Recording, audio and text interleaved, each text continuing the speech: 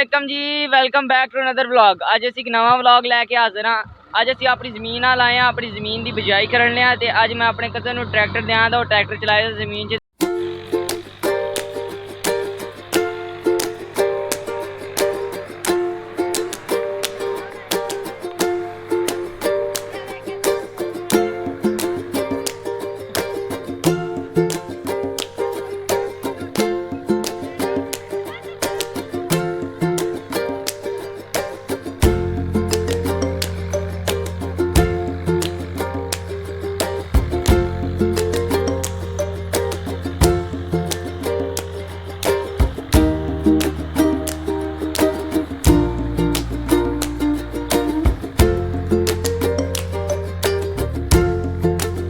तुसी वेख सकते हो जी, मेरे कज़न ने ट्रैक्टर चलाया जमीन च, जमीन ठीक हो गई, बिजाई होगी। और असी दूसरी जमीन नाल जा रहे हैं, वो अपने पट्ठे शट्ठे वेखन जा रहे हैं किड्डे किड्डे होए ने, ताकि असी मझां नूं बस वड़ के लैके जाइए तो उन्हें जाके पाइए।